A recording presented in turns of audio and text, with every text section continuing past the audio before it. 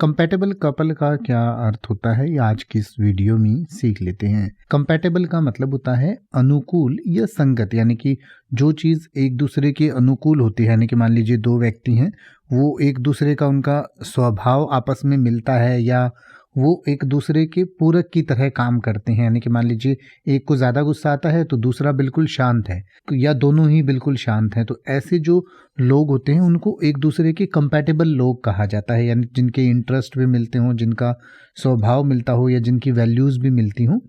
और कपल जो है वो किसी लड़का या लड़की की या पति पत्नी या प्रेमी प्रेमिका की जोड़ी को कहा जाता है। तो कंपैटिबल कपल का मतलब हुआ कि कोई भी ऐसा जोड़ा या ऐसी जोड़ी जिनके आपस में जो है इंटरेस्ट मिलते हैं और वो एक दूसरे को एक तरीके से एक दूसरे के पूरक की तरह काम करते हैं। यानी कि compatible couple refers to a partnership where two individuals share a harmonious and well-suited relationship characterized by shared values, interests and a natural ability to get along with each other।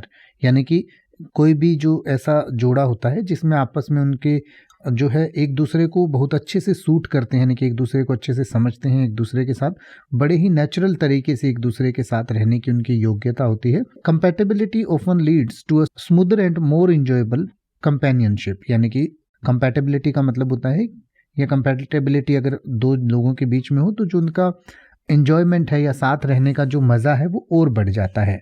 तो कोई भी ऐसा जोड़ा जो एक दूसरे के कंपैटिबल होता है उसे कंपैटिबल कपल कहते हैं।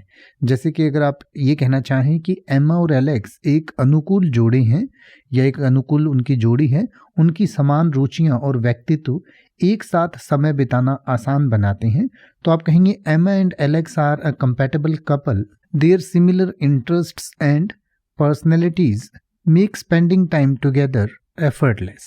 अब आप ऐसे ही किसी भी वर्ड का मतलब हिंदी और इंग्लिश में YouTube पर सर्च कर सकते हैं। आपको मेरी वीडियो मिल जाएगी जिसमें आप बिना किसी फालतू बकवास के सीधा उस वर्ड का मतलब समझ पाएंगे। तो ऐसी ही वीडियोस को देखते रहने के लिए चैनल को सब्सक्राइब करें और बेल आइकन को प्रेस करें।